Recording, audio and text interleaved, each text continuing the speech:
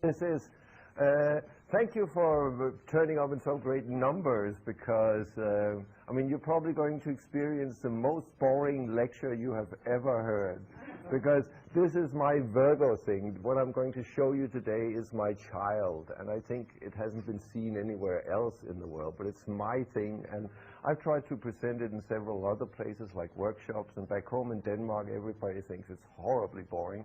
So let's see how we're doing today. So if you feel like getting out, this is the time to do it. So what I am going to talk about is rarity. That means what is rare in a chart. Because, I mean, we're astrologers, and the more clients you have had, the more you kind of realize that some charts are special. And sometimes you can't even explain why they're special. And it all deals with this, having to remember all the time that the planets move, and they have their own special cycles, and what are they doing, and how are they doing it, what kind of contacts do they make, and whatever. So years ago, when I was young, 12 years old, I kind of made 4 laws about not what astrology is about, but how, you know, to get to the point in a chart as fast as possible, and what the different things in the chart is about. So my first law is a law of numbers. I mean, these are all extremely simple things that actually should be taught when you're beginning to learn astrology, meaning that the more times you see a certain principle shown in a chart, the more certain you can be that it's going to be shown by the client or live by the client. In Denmark, we have a saying that goes amongst astrologers: if you see a thing once, like, for instance, control freakism or whatever, you just shut up, you don't talk about it. If you see it twice in the chart, you ask a question: how do you feel about just going out on a limb or letting go? And then you know where the person's at. If you see it 3 or more times, you can be sure that that person is living it, really experiencing it from day to day. The next law is the law of exactness, which of course is also very clear. The more exact, for instance, an aspect is, the stronger it will be, the more powerful it will be. It will be the power tool of the chart, the thing that the client always pulls out of the chart and uses no matter what. And as everybody knows who's trying to bang in a nail with a screwdriver, I mean, you have to use the right tools for the right kind of job. So that's something you can talk about with the client there. Then I formulated the law of rarity, which is if you have a chart that has something that is special, that is rare, that not many other of your peers or friends or people around you have, it's gonna make you a non-conformist person. You're gonna be outside the norm. Like, think of it. I experienced, just a short story, we'll have time for that. I lectured years ago at a conference in Norway, and there were about 300, 400 people, and for some strange reason they asked me to entertain the people after dinner, which is kind of weird because I'm Danish and they all spoke Norwegian, and even though the languages are close, I mean, well. So I had no idea what to do, so I said to everybody, let's just divide according to ascendants, you know. Here's the Libra table, here's the Scorpio table, here's the Sagittarius table, so everybody who has a Sagittarius ascendant, go to the Sagittarius table, and so on. I mean, this is Norway, this is Oslo, way up north. So what happened, of course, was over there was this red-headed guy. I mean, this is like a gift for an astrologer. Red-headed with freckles, you know. And he was sitting all alone at the Aries ascendant table. And at the other end of the room was this white-haired lady with like this skin where all the blood, you could see all the blood through, you know, like a figment, like a mermaid or something. And she was sitting there all alone. Those two people, and there were nobody else having Pisces and Aries ascendants. So they were rare people. I mean, this is a well-known fact, of course, because we have fast ascendants and they're rare. So I decided to sit, I mean, they were supposed then to speak to each other, but they had nobody to speak to. And that's how you feel when you have something that is rare in the chart. It's difficult to find other people that understand what the hell you're saying, what the hell you're doing, what the hell it is that's so important to you. People will just shake their head and you feel very, very alone or ostracized from society. So, and the next law is the law of biological duration. I'm not going to talk very long about that. It's just the idea that what humans are built to experience is change. Like, let's say, progressed Pluto, secondary progressed Pluto, moves about 1 minute or less than a minute a year. So you're not going to feel the changes. The changes have to be within a certain biological framework to be something that you realize. They're not supposed to be so fast. Most people don't, feel their transiting moon because it only lasts a couple of hours.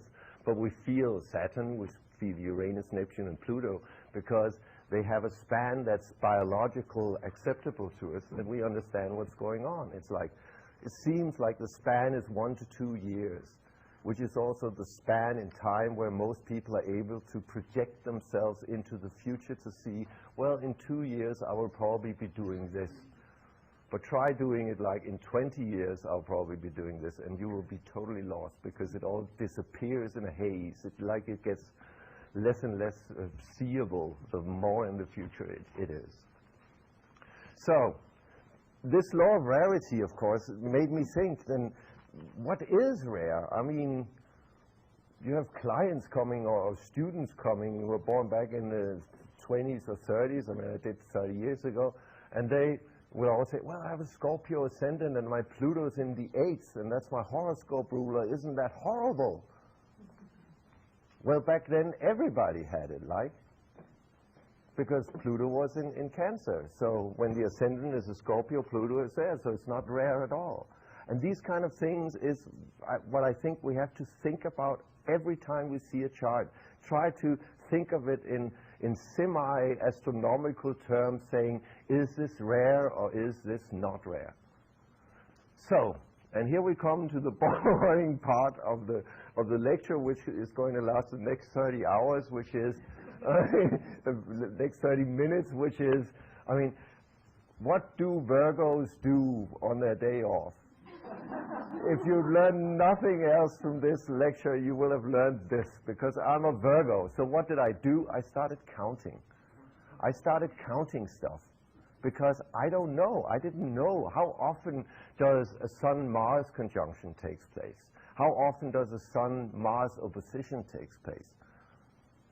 So I just started from the beginning, in a way, trying to figure out what the hell is going on in a chart. What is the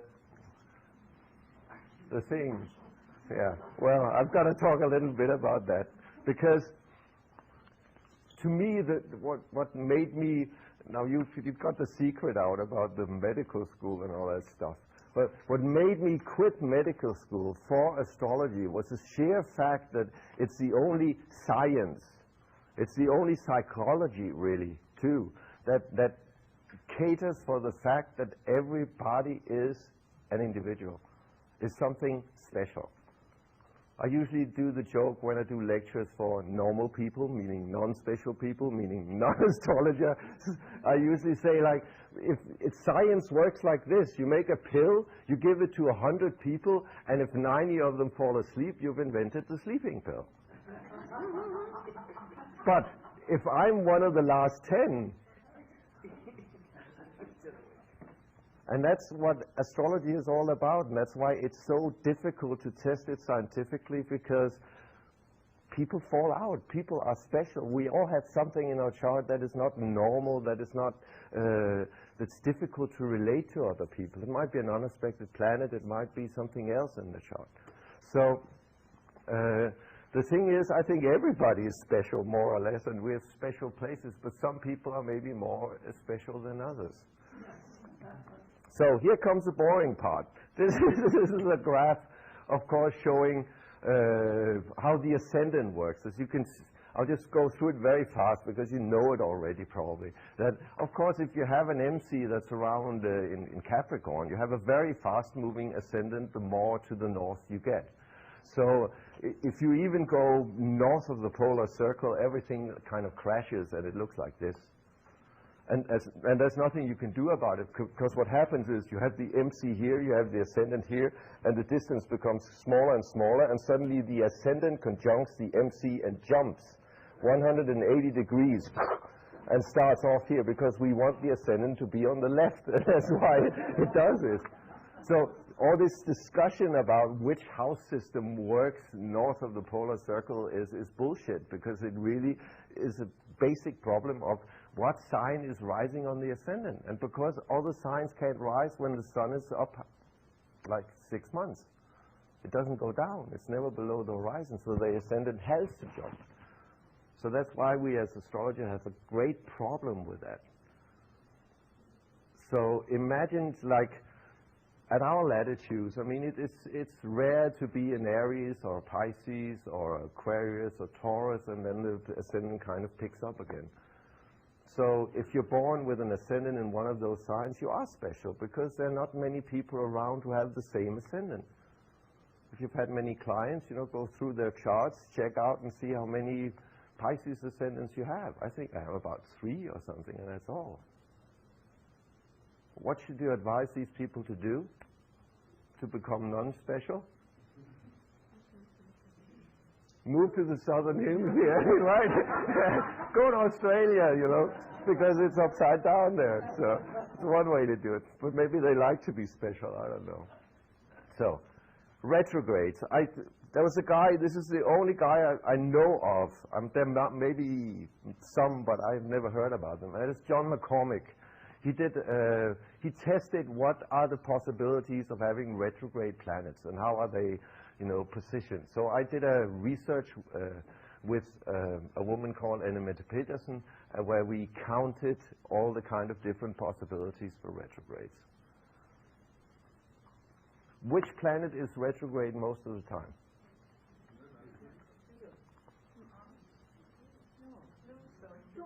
Pluton. Oui.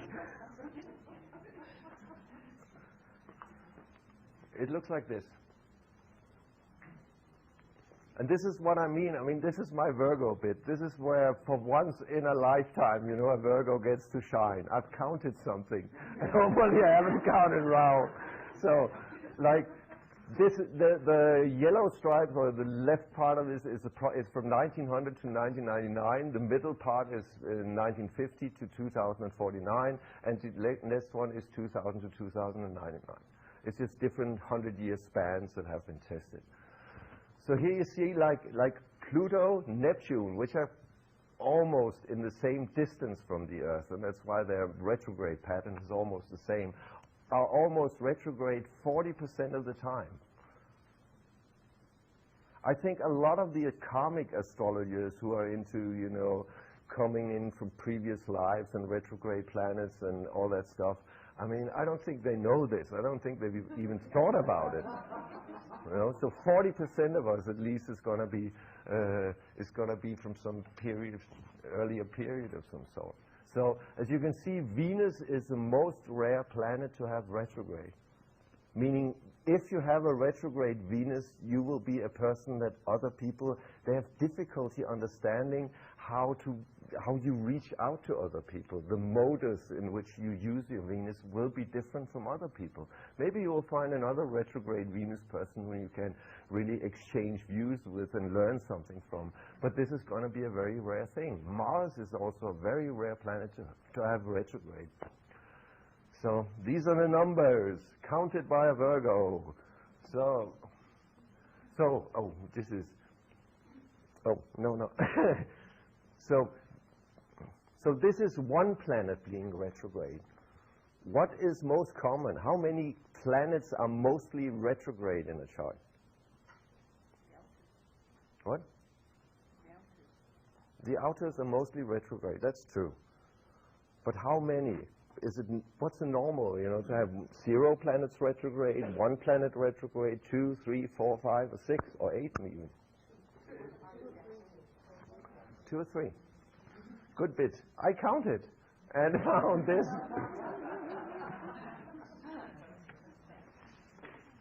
So as you can see, it's the most normal thing to have is 2 planets retrograde in any chart. That's at least what is there. As you can see, from 2000 to 2099, there's a very, very high percentage of 3 planets retrograde. But that's because the planets, the outer planets, are kind of pulling together, so they become retrograde at the same time.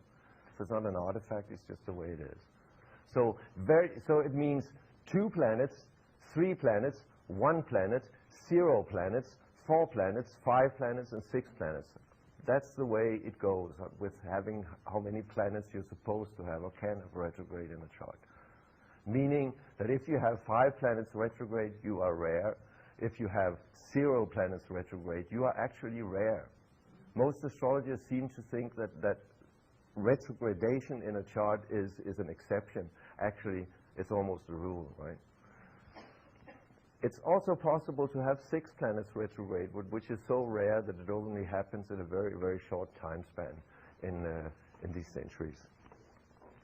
The thing is, you don't know what happens in other centuries because it all depends on how the planets are positioned. So you have to count century by century to get to the right thing.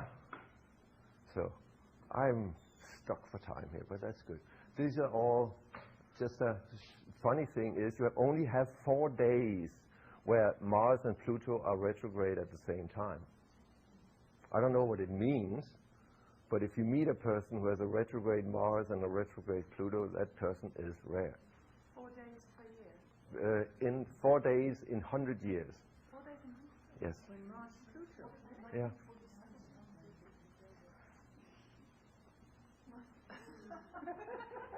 Yeah, I counted, and this is what I found. So, and these probably are 1947 or something. It's just there are certain positions, certain combinations of planets that retrograde-wise are very, very rare. I'm not going to go through all this. This would be too boring, I think. I'll just put it on. So you can do a retrograde top 77 if you want to do that, saying 2 retrograde planets, 3, 1, 4, 0, and then Neptune, Pluto retrograde as the next thing, and then only Uranus retrograde, and then Saturn, Uranus retrograde, and so on, all the way down.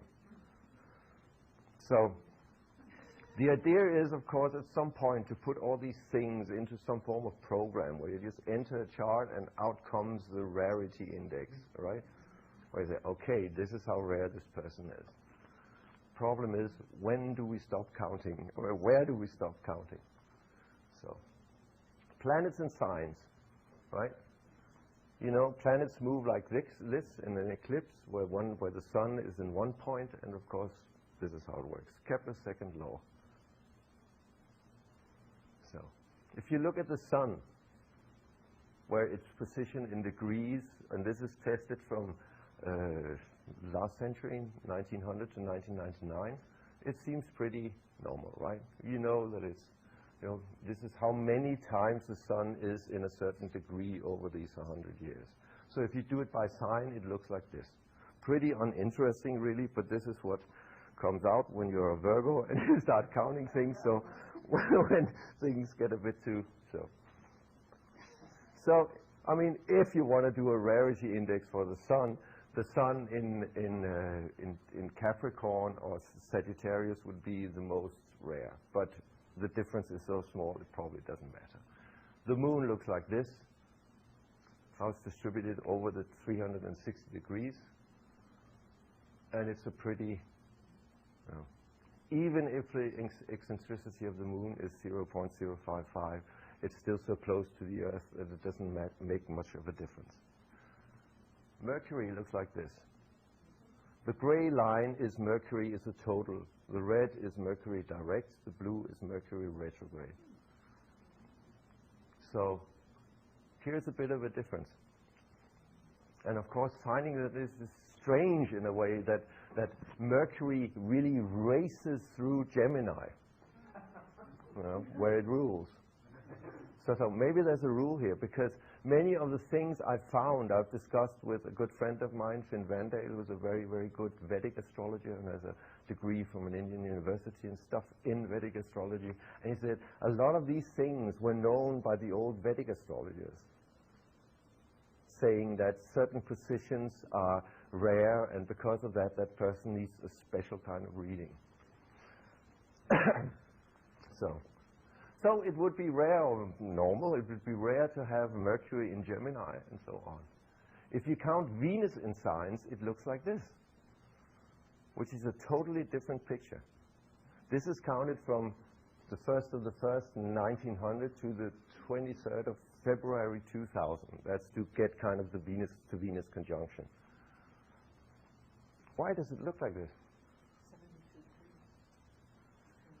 degrees. They're 72 degrees apart. You know, if you do a Sun-Venus conjunction, it moves 72 degrees and you get the five-pointed star.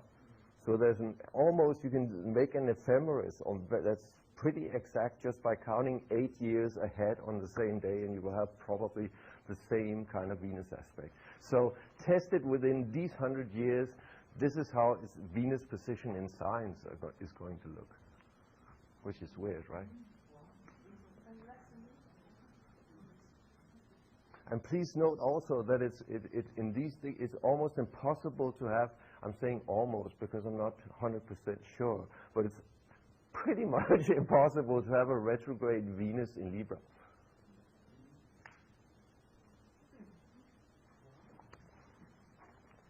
I don't know why this is so, it just is so. And the same thing, and in Pisces, right? I don't know why. It's just because, well, in these 100 years, they just move like that, and so this is what happens. But another 100 century, it will be completely different. Just take another century, it would be completely different. Meaning that depending on which century you're born in, you get certain combinations that, of course, are there. Like we have the Pluto-Neptune sextile that we've had, that's almost there 50% of the time in these 100 years. If I count the same Venus, I mean Venus position, from 1600 and up to now, sorry, it looks like this. So it all disappears. These are like, this is 500 years, because the 72 degrees move a little bit and it evens out over time. So if you count Mars, it looks like this. I have to do a bit fast, I think. So it's very rare to have Mars in Aquarius, and very common to have it in Virgo. Jupiter looks like this. It goes like this, of course, of the retrograde periods, where Jupiter goes through the same degrees and slows down and is there for a very long time. That's why it looks like this. So this is Jupiter. And just Saturn looks like this. Uranus looks like this. Neptune looks like this. That's pretty even. It has, of course, to do with the eccentricity, how elongated the ellipse is in which the planet moves. And Neptune's eccentricity is very, very small, so it's almost circular. But when we come to Pluto, everything goes haywire. Also because this is tested in a full Pluto cycle from the 1st of the 1st, 1900, and then until Pluto conjuncts itself. So this is the difference, and this is why Pluto is this half planet who is now being threatened by the Kuiper Belt objects. This is a problem for Pluto. I don't know what he's going to do about that. You might send Karen to pick them up and take them to Hades or something. So. Then you can count Sun, Venus in signs, which I did. I mean, you can count a lot of things, buttons, for instance. But what do you think the distribution is? Like Venus can move away from the Sun, right? About 47 degrees away from the Sun, meaning that Venus can be in the same sign as the Sun, the next sign, or the sign 2 signs away, or the other way. What do you think the distribution is? What? It's mainly in the same sign. Out of 14 signs away, because that's where the retrograde and the station are. Oh, you got it. Because, you know, Sun is here, and Venus goes around the Sun. We look at because all this, what I have done, I mean, you won't get that from astronomers, but because they don't give a about signs, right? They don't use the same kind of mythology that we do. So when we look at it from the Earth, I mean, Venus goes like this, and when it goes around on the sides, it sticks. We'll see that later if we have time. So The actual distribution over all the signs is like this. So these are far away. So it really sticks there at the end. But the sun moves too. So when we're talking position in signs, it looks like this. So Does that mean that the semi-square is a common aspect? yeah, very common. We'll get to that because I counted that too. so which was kind of a shock for me, just simply testing it, saying I would have thought too that, well, okay, Venus moves around and so on, but it's much more probable. It's 29% of the time Venus is either in the sign before or after the sign of the sun. Only about 9% of the time it's 2 signs away. That meaning if you have a Venus that's very far from the sun or is 2 signs away, this is rare. And this is one of the things that the Indian astrologers have known for centuries and centuries. And it's part of their interpretive system. So, I'm not going to bore you with more, but still I am, because if you go through the different sun positions, I just do it very fast and it will look like a cartoon. So you can see changes a little bit, but not very much. So this is, this is what a Virgo doesn't like. All that work and what's come out of it, silch. So then you can do Sun Mercury, right? Distance is about 27 degrees. That's how far away from the sun the Mercury can move. So it can be either in one of the neighboring signs. What's the distribution? Just offhand. I mean, I had no idea before I counted, so. Evens, the same? I don't know. Let's see. It looks like this. And when you look at it sign-wise, it looks like this. So there's 50% chance of having Sun and Mercury in the same sign, and 25% to either side. So, but if you count it by sign, because remember how the Mercury, was very, very low in Gemini, very, very high in Sagittarius. So if you go through the signs, it looks like this. I'll do this very fast. This is Aries, of course. It's totally different. There's only a 16% chance of having Mercury in Taurus if you have the Sun in Aries. So I do it like so it kind of grows.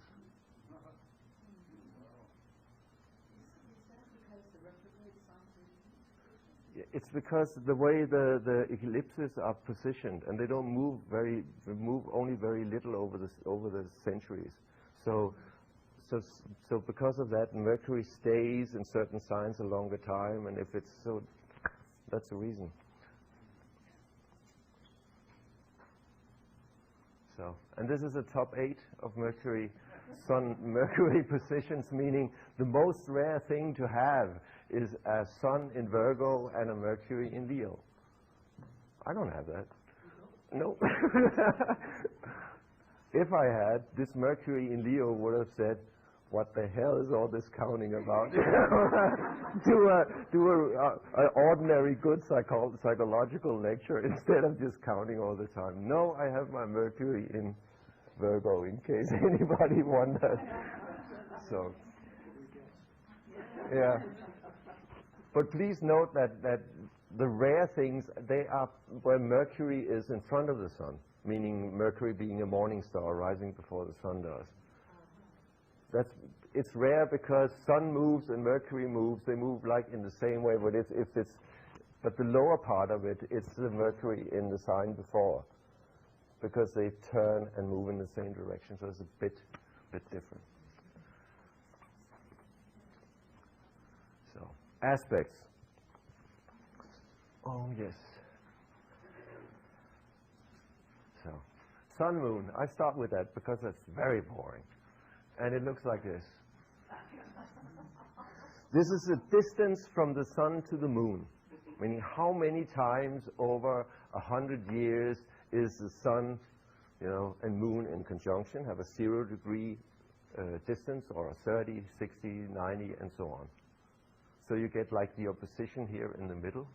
No, I can reach the far. The opposition in the middle, the square there, and the other square there. I don't know what happened in Western astrology, but Dexter and Sinister squares have been totally forgotten.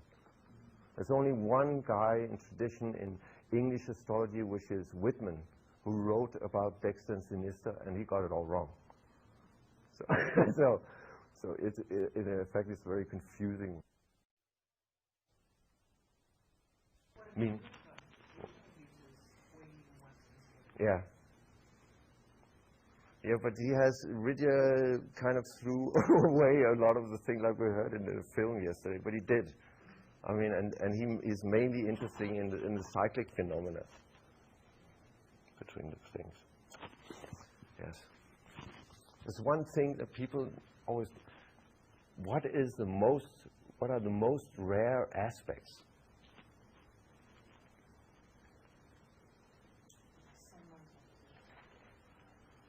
No, I mean, no, just, I mean, I'll tell you. I mean, it's simple, really. But you have to think about, once you get into this framework of thinking in rarity, you forget that it's twice as common to have a square, a trine, a sextile as it is to have a conjunction or an opposition. Because there's only one conjunction. There are 2 trines, 2 sextiles, 2 squares. So they're much more common. And that's why they're so powerful, and also should be interpreted in a very powerful way, because they're rare. I mean, I've been to lectures with people doing, you know, comparing charts, you know, for synastry and stuff, and they only use conjunctions and opposition and nothing else. Often with a very big orb, like 8 degrees or 10 degrees. And it works fine, because this is where the shit hits the fan, right? Think of another thing. You can never in your own chart experience certain positions as like a Sun-Mercury opposition. It doesn't exist, of course. Sun-Venus square, Sun-Venus sextile or whatever. And that's where partnerships comes in synastry and relationships, because there's some other person is going to activate your Mercury, your Venus in a way that it hasn't been activated before. And you will be lost. You will feel that this person is so special that you're never going to leave that person again. And that's why exactly Mercury and Venus are such strong planets when it comes to relationships, because they make other people can make us see sides of ourselves that we have otherwise forgotten or never think about. Sometimes it's a shock, sometimes it's chaotic, sometimes it ends up with suicide or divorce, but but the experience is always new and not boring, not boring. So this was sun and to moon aspects. So, and if you look at it aspect-wise, it seems that the sun and moon aspects are positioned this way. This is percentage of a year, meaning you have a conjunction in about 3% of the year. You have a semi-sextile, a sextile, square, trine, a quincunx, and an opposition about, let's say, 8% of the year. Pretty boring. But when it comes to Sun-Mars, the situation is a bit different. It looks like this. This is the distance between the Sun and Mars, meaning that the distance 180 degrees from the Sun to Mars is very, very rare. It's almost 3 times as rare as a conjunction. So if we do the aspects, this is to show why, really, because the yellow line is when Mars is retrograde. Because Mars is retrograde, it moves quite fast, so does the Sun, so they like passes each other like 2 cars just passing by. So these are the percentages. Please note that the semi-sextile between the two is very, very common. More common than the Sun-Moon semi-sextile.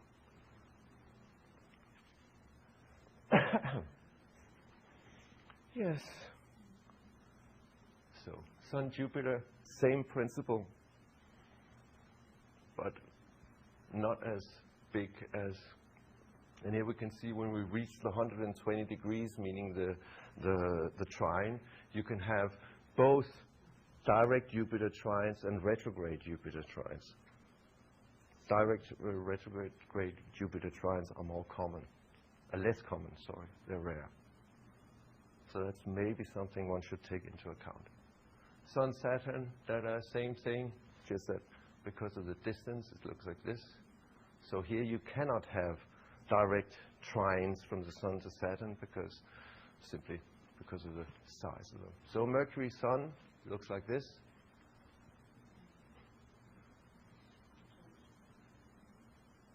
So if you count the aspects, it looks like this. This is all there is. There's a conjunction where you can see that the yellow part is where Mercury is retrograde. So it's a very small part of it, because they go like this, but when they do the same direction, it takes longer. So the semi-sextile is also quite normal in that respect. This is tested, I have to say, with 5-degree orb on the aspect. If you take 10 degrees, you can just double the values. It doesn't matter. Sun-Venus looks like this.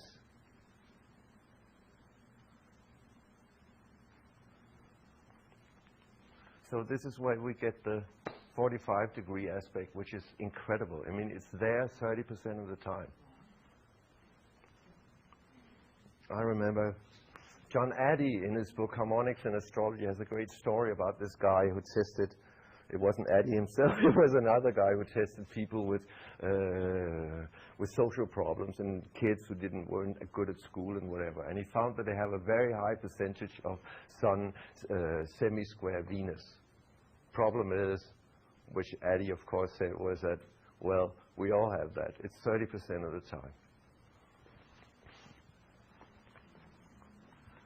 So Mercury Venus is of course going to be very confusing, because you have these two planets that are always next to the Sun. One of them is moving very far away, the other is not. So, but it looks like this. So the combination of the aspects, meaning that the semi-sextile between Mercury and Venus is very, very common. It's almost 18%. So that aspect is almost there all of the time too. What's the blue on the top of the conjunction? The blue is both of them being retrograde, meaning that the very small blue on top, both Mercury and Venus are retrograde. So that's very, very rare to have that.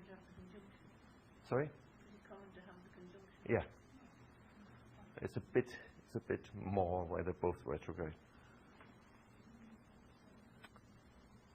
So Venus, Mars, it looks like this.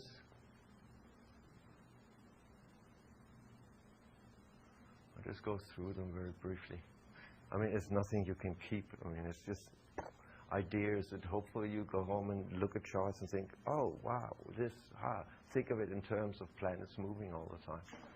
Venus, Jupiter, looks like this. What's this? Jupiter, Saturn. It's like this. Look how rare these aspects are in this century. It's like they're much lower than any of the other aspects because of the slow movement of the two. Neptune, Pluto, of course, is quite interesting. This is tested only in this century, and it looks like this, because it just stays there all the time. So, and when we look at it, it's almost there 50% of the time with a 5-degree orb. I mean, this is well known. What is maybe less well known is that actually you can have the semi-sextile about 9% of the time, which is more than a normal aspect rate, which is about 8. So, and the same goes for the semi-square. Yes. So it says the end. So rarity as a tool is simply, I mean, trying to think of in terms of what is rare in a chart. I mean, we look at charts and then we say, I think we do it when we've been astrologers for a very long time. We look at a chart and we just know somehow that this I haven't seen before.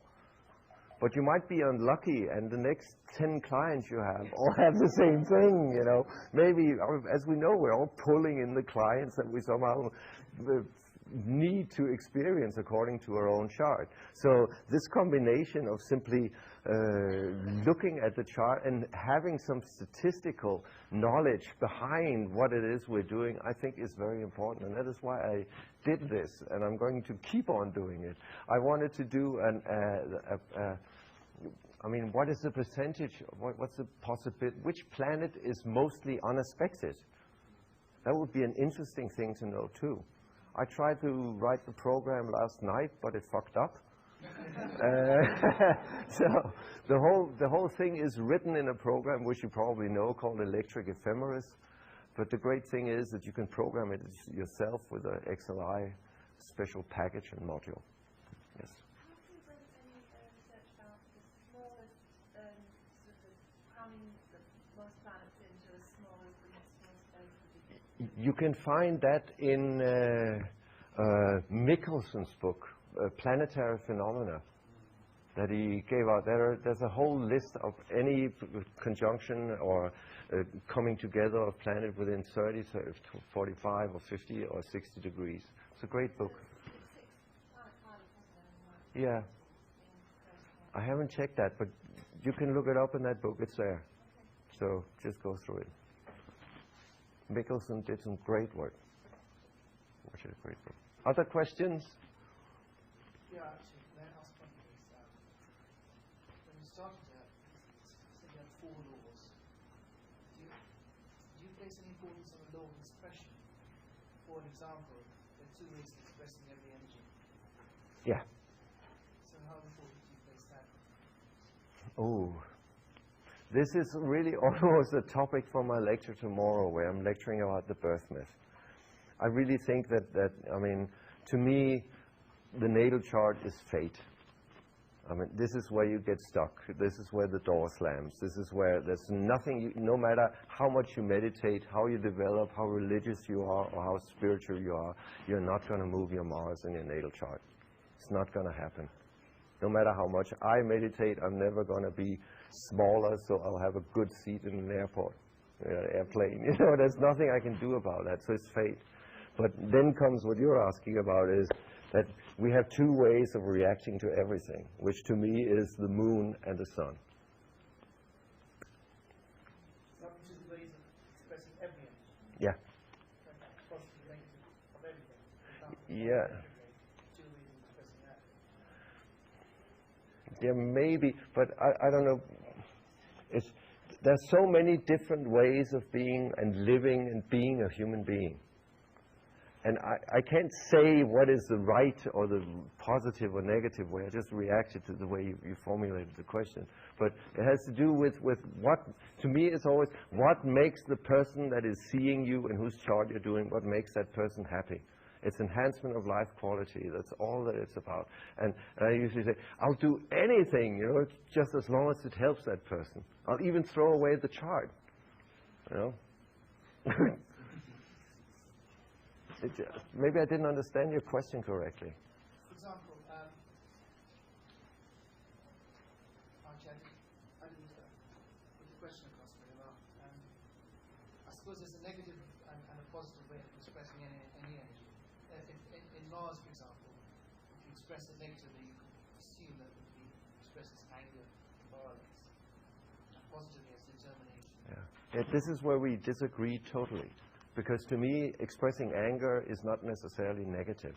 It's anger, especially when we're in a group of astrologers or spiritual people. I can get totally angered by the lack of anger that is expressed, and where the Mars is expressed in a very feminine, below, you know, it's just running like a stream and it's never expressed. There's something very healthy in just expressing your anger. Say, I just think you're stupid.